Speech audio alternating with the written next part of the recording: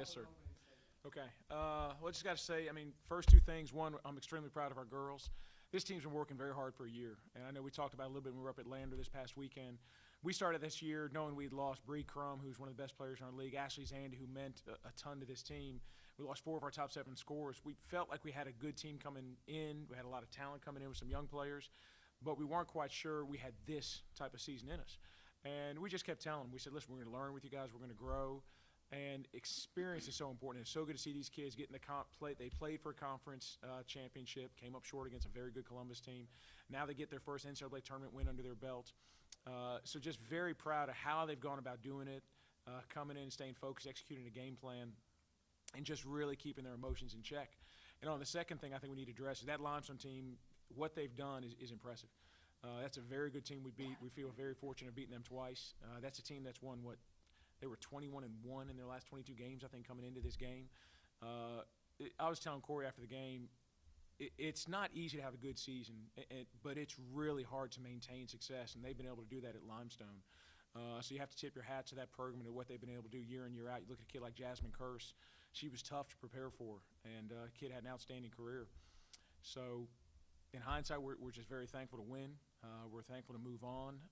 Our message to the team coming in was, let's just come out and see how good we are. You know, we really are. There's 64 teams right now that have given themselves a chance to prove that. We want to find out how good is this team. And right now we can say we're one of the best 32 teams in the country, and we'll take it from there, and we'll work on the rest tomorrow. All right, Ron, fire away. Thank you. Okay, keys to victory. We talked a lot. There are a couple of statistics we talked about. We wanted to attempt more free throws than we wanted to make more free throws than they attempted. We stressed on points in the paint. That's where Columbus really chewed us up when we played them. We talked about the need to win the turnover margin. Those were really the 3 big statistics we focused on. We know Limestone's got an excellent guard play, and we felt we were going to have to get a few extra possessions in this game from the offensive rebounds and the turnovers. They're one of the top 3-point shooting teams in the nation, and we shoot it fine, but not as well as Limestone does. So we really want to give ourselves some extra possessions coming in. That's been typically we get 10 more possessions than the teams we play against. And if you do that, you can shoot 38 to 40% against teams shooting 45% and still win the game just based on the sheer number of possessions you're getting against them.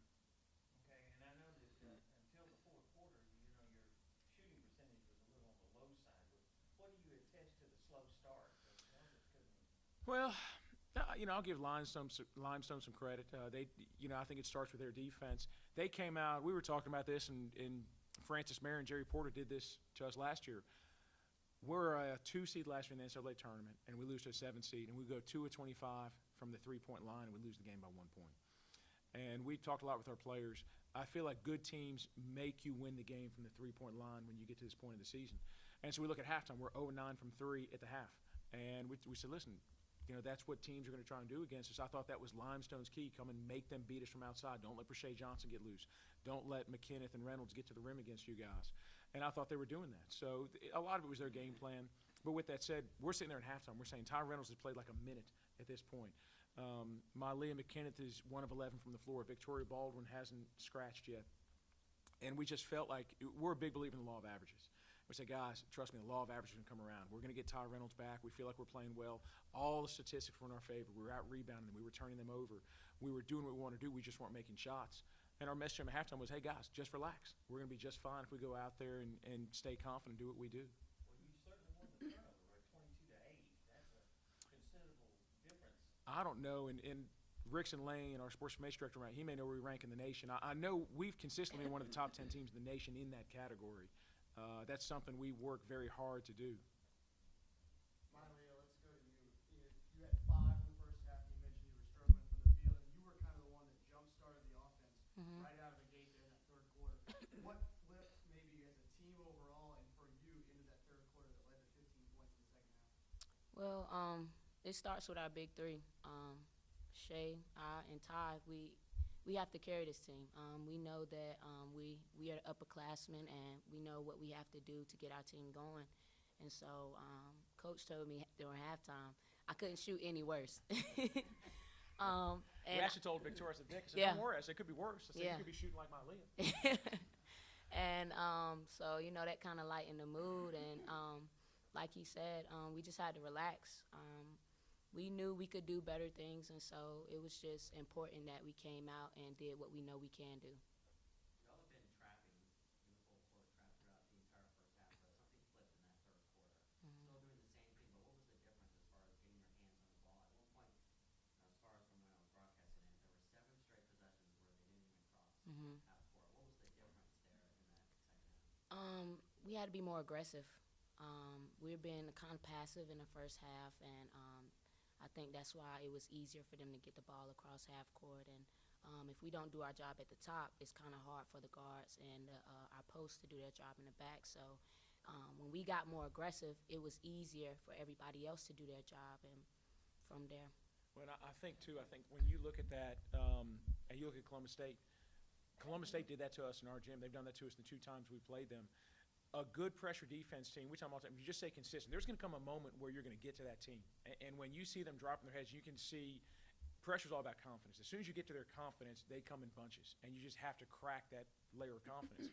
Columbus State did that to us. They went on a massive third-quarter run against us in our home gym, and we lost our confidence. And you could see it. And as our confidence went, they just pushed and kept pushing against us. And I thought that's what we were able to do tonight. We saw where Limestone dropped their heads. You could see them starting to look at the scoreboard, get a little frustrated. And when you have those moments, you've got to take advantage of them. And fortunately, these ladies made enough plays in that moment to really separate the score. For Shea, for you, 20 and 17 tonight. I mean, that's a pretty large number. It was kind of quiet, to be perfectly honest. But 12 offensive rebounds. What was working so well for you to get in there and kind of clean things up on your offensive side? Well, I know for the second half I had a different type of focus. I know in the first half I wasn't doing much for the team, so I knew coming out that for us to have a good second half, I had to, do something differently. And I wasn't, scoring as much, so I just figured I get my team the ball on the offensive boards, somebody will make the play until I, get it together. Well, you had the first 5 points for the team in the first quarter. So, at one time it was 12 to 5 Limestone. So, and the 5 points were number 35. So, I think that consistency through the entire game, don't you feel like that made a big difference? I don't know. We were getting on her at halftime. I don't know if we saw that consistency. No. We saw that first. I think she ended up with 6 points at halftime. So yeah. I think she scored 1 point the next 15 minutes of that half. But we challenged her a little bit. 6 and 6 is okay, but she's got big shoes to fill, and we're looking for more than 6 and 6 and a half out of her. And we felt like we had an advantage inside in this game. Limestone's guard play is phenomenal. I mean, they match us guard for guard. We felt like. But we felt like when you look at it statistically, we felt like Rashae Johnson had an edge inside, and we were really looking for her to separate herself more, and she clearly did that in the second half. All right, let's address tomorrow. Third chance with Columbus State. This is for any of you guys that want to talk about it. Another opportunity at them. How much maybe are you guys looking forward to having that opportunity now? And what can you take away from the first 2 now that leads you into game number 3? We talk about this in the locker room. I'll let them chime in as well. To us, it's not about Columbus State. It's not. I don't think you win games by saying, hey, it's us versus Columbus State. Columbus State's a fantastic team. I'm on the top 25 poll committee. I've been voting them higher than they've been ranked all season long. I think they're extremely talented.